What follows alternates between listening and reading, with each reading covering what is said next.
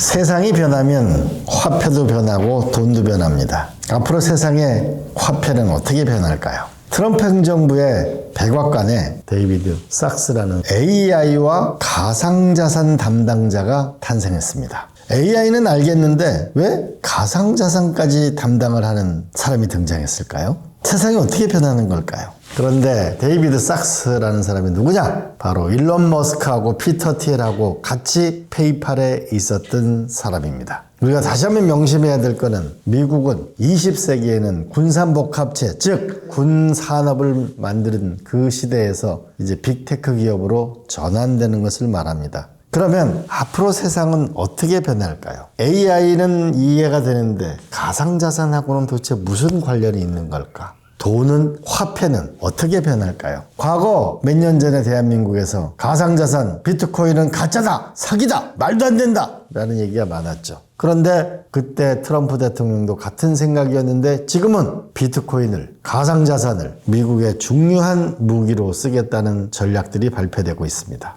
세상은 어떻게 변하고 화폐는 어떻게 변하는지 역사를 한번 살펴보도록 하겠습니다. 인류사의 맨 처음에 화폐는 그때는 뭐 돈이 없었으니까 곡물이었습니다. 메소포타미아 지방에서는 주로 이제 볼이나 밀, 이거 눈에 보이는 거죠. 서로 물물 교환 화폐 이런 거였고, 로마 시대에 보면 소금이 중요했습니다. 소금이라는 건 굉장히 귀한 것이 화폐 대신했습니다. 셀러리맨, 셀러리 이런 얘기가 있잖아요. 근데 이 말이 어디서 왔냐면은 SALARIUM, 솔라리움이라는 솔트라는 말에서 나왔다는 어원은 그렇습니다. 소금이 그만큼 중요하고 화폐로 쓰였다는 것을 알 수 있는 것이죠. 생각해보세요. 저기 사하라 사막을 건너서 낙타에 소금을 싣고 온다든지, 또는 바다에서 증발시켜서 염전해서 가져오는 소금이 아주 귀했다고 합니다. 그래서 소금 루트를 차단해버리면 전쟁에서 승리도 가능했다고 합니다. 그래서 로마 속담에 소금을 잃었다 라고 얘기하면 그 사람은 신용을 잃어버렸다 이렇게 얘기했다고 합니다. 첫 번째, 곡물, 소금, 이것이 기원전 3000년, 2000년 이 시대에 있는 주요한 화폐였습니다. 두 번째 화폐의 주인공은 바로 조개입니다. 대략 기원전 2000년이나 기원전 1600년도에 중국의 상나라에서 조개가 화폐로 쓰였습니다. 저는 흔한 조개가 왜 화폐로 쓰이지? 이상한데? 라는 생각을 많이 했거든요. 그런데 중국 땅이 넓잖아요. 그러다 보니까 이 조개가 나는 것은 바닷가 쪽이니까 특정 지역에서만 나오는 거고, 그 다음에 이게 썩지가 않는 거잖아요. 변하지 않고. 그 다음에 묵고 다니면 되니까 이게 보관이 편리했던 거죠. 그런데 조개를 한번 제가 연구를 해보니까, 여러분 삼국지라는 얘기 알죠? 삼국지에서 조조의 아들이 아버지한테 잘 보여야 되겠다는 뜻에서 전복을 선물하는 게 장면이 나옵니다. 그런데 전복값이 어떻게 나오냐면은 약간 과장돼 있었습니다만, 당시에 평범한 백성들의 집 한 채가 전복 한 개였다고 합니다. 엄청 비싸다는 얘기죠. 왜 비쌌을까요? 귀하니까. 그러니까 조개 껍데기가 화폐로 쓰여질 수 있었던 것입니다. 그래서 조개의 화폐는 귀족이나 권위 이런 것을 상징했다고 합니다.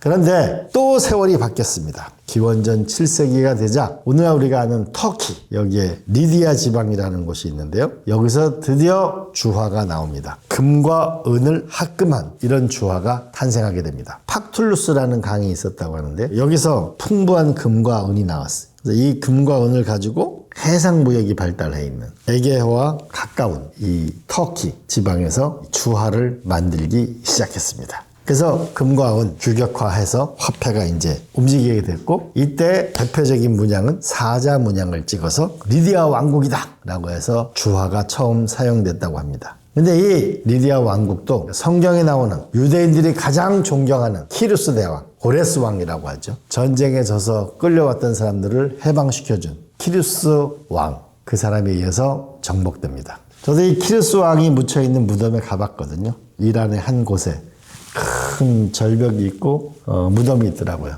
키루스 대왕이라고 하면 전설적인 왕인데, 그 왕의 무덤을 보면서 인간의 삶, 죽음, 권력, 명예, 그것도 한때구나 이런 생각을 많이 했죠. 어쨌든 이 리디아의 주화가 시작됐습니다. 그런데 이 주화라는 게 무거울 거 아닙니까? 우리 동전을 만약에 뭐 한 1000개, 2000개 들고 다니면은 이게 보관이 쉽지도 않고 무겁고 또 도둑을 맞을 가능성도 많잖아요. 그런데 드디어 지폐가 탄생하게 됩니다.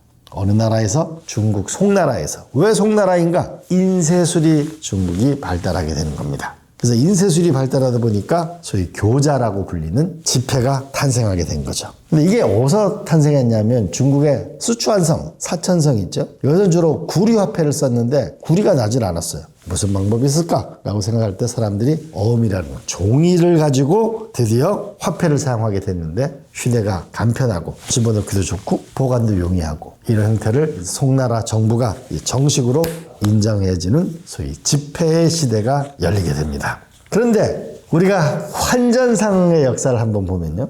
이게 각 나라별로 다 화폐가 달랐을 거 아닙니까? 이때 환전상이 아주 많이 활동을 하게 됩니다. 이때 가장 많은 환전상이 번성하게 될 때가 십자군 전쟁, 즉 유럽이 십자군 전쟁을 통해서 이슬람으로 쳐들어갈 때 무기도 사야죠, 칼도 사야죠, 그다음 말도 사야죠. 이걸 돈을 다 들고 다닐 수가 없잖아요. 그리고 다양한 나라에서 프랑스에도 오고 영국에서도 오고 군사들이 몰려드니까 환전상이 발달할 수밖에 없습니다. 그런데 이때 메디치 가문도 초창기에는 환전을 하다가 점점 전쟁의 비용을 조달하거나 빌려주고 하다 보니까 금융업으로 메디치 가문이 막대한 부를 모으는 계기를 마련하게 되죠. 그래서 재밌는 사실은 영국의 금융가가 롬바르디 가입니다. 그럼 롬바르디 지역은 어디인가? 라고 보면은 바로 오늘 이탈리아의 밀라노라는 곳입니다. 밀라노는 북유럽과 지중해를 연결하는 강력한 경제의 중심지였던 것입니다. 그래서 이게 금융업이 발달하니까 이 롬바르디 지방 시스템이 영국으로 가서 영국의 금융가의 거리가 롬바르디 가입니다. 그래서 이 상업금융이 집중적으로 발달되고 신용장 제도가 나온 것입니다. 드디어 이제 법정화폐 시대가 열렸습니다. 한국은행이 발행하는 우리 한국 돈, 영국은행이 발행하는 파운드와 미국 중앙은행이 발행하는 달러, 이런 법적 화폐가 생기기 시작했습니다. 이건 이제 중앙은행이 보증을 하는 것이죠. 그런데 이제 세상이 변하기 시작했습니다. 디지털 화폐가 생긴 거죠. 인터넷 기술이 발달하면서 슬슬 나타나는 게 처음에는 신용카드가 나오더니까 페이팔, 알리페이 이런 게 이제 등장하게 됐습니다. 그러다가 급기야 이제 블록체인 기반의 암호화폐가 등장하기 시작했습니다. 이것의 세상은 앞으로 어떻게 변할까요?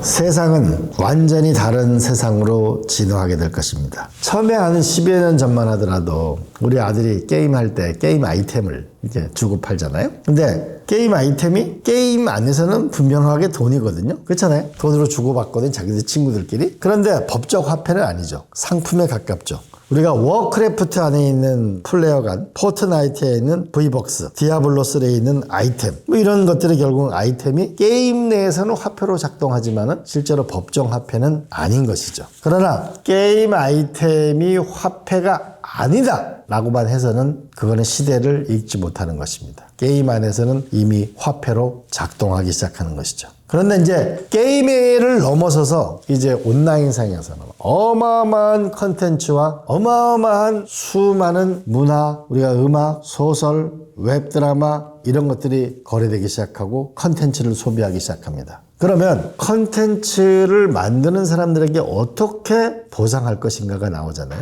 우리가 유튜브를 많이 보면은 돈을 받죠. 그래서 구독자, 좋아요 눌러주세요. 소득과 연결되니까. 인스타그램에 과거에는 돈을 안 줬지만 누가 많이 보면은 이제 거기다가 페이를 지급하기 시작하고 있습니다. 그러면 AI와 가상자산은 둘이 어떻게 만나길래 백악관에 이 담당자가 나오게 됐을까요? 저는 새로운 자본주의가 나오고 있는 것이라고 확신합니다. 왜냐하면 저도 챗GPT를 하루에 2시간 이상씩 씁니다. 많은 걸 검색하죠. 그러나 챗GPT는 얘는 밥도 안 먹죠. 술도 안 먹죠. 숙취도 없어요. 얘는 잠도 안 자요. 엄청난 양의 공부를 합니다. 그런데 주로 어디 공부를 하냐? 데이터를 긁어와서 공부를 하는 거잖아요. 그러면 데이터를 만든 사람의 권리는 어떻게 되냐? 이런 문제가 생기거든요. 그러면 앞으로 세상은 저는 이렇게 될 거라고 봅니다. 내가 어디 가서 찍어서 사진을 올려놨던 거를 블록체인 기반의 내 것으로 지분 증명을 해놓으면 AI가 작동해서 내 것을 긁어가서 누군가의 작품에 쓰여진다면, 그 작품이 누가 음악의 소재로 쓴다면, 미술 작품에 쓴다면, 소설에 쓴다면, 영화에 쓴다면, 아니면 흥미거리를 보게 된다면 과거에는 이 사람 거라는 걸 증명할 방법이 없었습니다.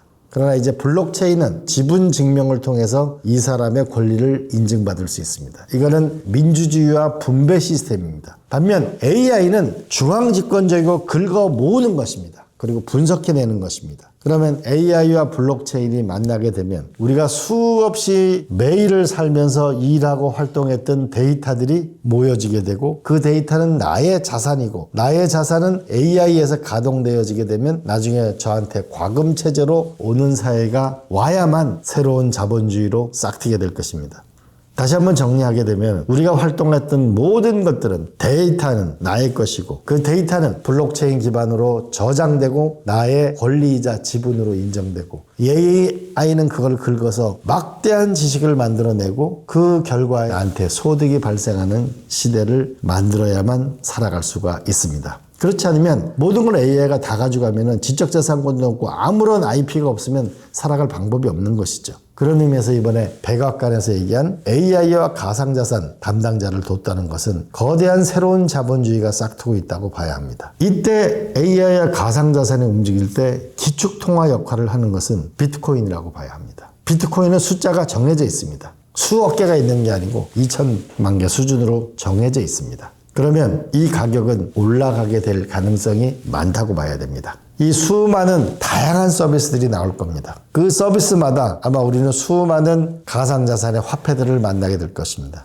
지금은 이더리움이나 리플이나 이런 걸 만나게 되지만 더 많은 온라인상의 세상을 구성하고 있는 곳에서 우리는 가상자산들을 만나게 될 것입니다. 그런데 미국에서 재밌는 발표를 했습니다. 몇 년 전에 트럼프 대통령은 가상자산이 가짜라고 얘기했는데 이제 뭐라고 얘기했냐면 미국에서 발행하는 코인은 세금을 물리지 않겠다고 얘기했습니다. 그리고 코인을 발행하기도 했습니다. 더 나아가서 만약에 미국이 이제 비트코인에 대해서 모든 금융기관이 5% 이내에서 일정 정도 퍼센테이지를 이 자산을 보유하는 것을 해나가게 된다면 미국은 전 세계에 돈을 빨아들이게 될 것입니다. 그래서 미국의 정치인들이 이렇게 얘기합니다. 너무 많은 돈을 풀어가지고 미국의 국채가 값이 없는데 달러의 기축통화의 보완제로서 비트코인이 작동할 수 있다고 얘기하고 있습니다. 그러면 미국이 금융기관이 일정 퍼센트 이상을 가상자산을 보유하기 시작하면 미국은 또 다른 부자가 될 수 있습니다. 더 나아가서 AI 서비스를 받는 클라우드 서비스를 받거나 AI 반도체나 그걸 이용한 서비스를 받는데 만약에 결제를 할 때 일정 퍼센테이지를 코인으로 결제하라고 하면 전 세계는 코인으로 결제할 수밖에 없을 것입니다. 무섭잖아요. 미국은 과거 근본위제를 없애고 변동환율제를 했다가 지금 이제 새로운 사회로 나아가고 있다고 저는 생각합니다. 이제 가상자산에 대해서 한국은 미국과 빨리 보조를 맞춰야 합니다. 그리고 AI 클라우드 서비스로 일을 할 수 있는 그 세상을 만들어줘야만 국민들은 훨씬 더 다양하게 일을 할 수 있습니다. 챗GPT 200불짜리 서비스가 이미 나왔습니다. 200불짜리 서비스로 챗GPT를 이용해서 일을 할 수 있는 사람과 200불을 못 내는 사람은 어떡하죠? 마치 좋은 학원에 가게 되면 더 좋은 대학에 갈 수 있듯이 이 세상이면 어떻게 되는 거죠? 스타워즈에 나오는 깡통 로봇을 데리고 다니는데 깡통 로봇이 똑똑한 로봇이 있고 훨씬 더 똑똑한 로봇이 있다면 일하는 생산 방식과 성과 자체가 달라질 것입니다. 그러면 이제 우리가 가야 할 길은 명확합니다. AI에 절대 뒤처지지 않는 나라가 되는 것.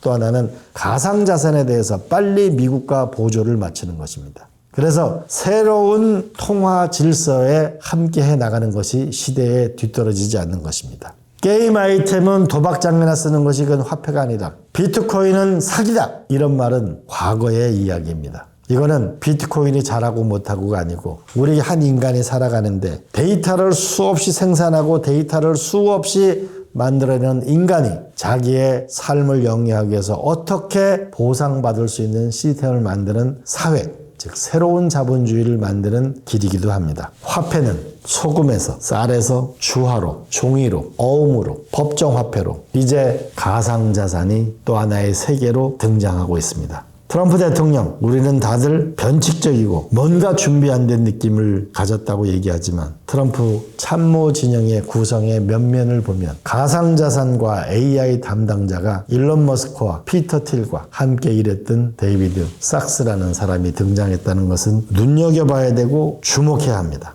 여러분, 미국은 20세기에는 군산복합체 하면 무기를 만드는 회사를 말합니다. 록히드 마튼 10만 명 이상의 직원을 데리고 있는 것입니다. 근데 그 록히드 마튼보다 팔런티어라는 데이터를 다루는 회사가 매출이 2조밖에 되지 않는데 주식시가 총액은 록히드 마튼을 넘어가고 있습니다. 이제 미국은 군산복합체에서 빅테크로 대전환을 이뤄내고 있습니다. 우리도 이제 전통적인 과거의 화폐라는 그 관념에서 벗어나서 새로운 사회와 새로운 자본주의와 새로운 질서, 새로운 통화 질서에 만드는데 노력하고 주의를 기울이고 시대에 뒤떨어지면 안 되지 않겠습니까?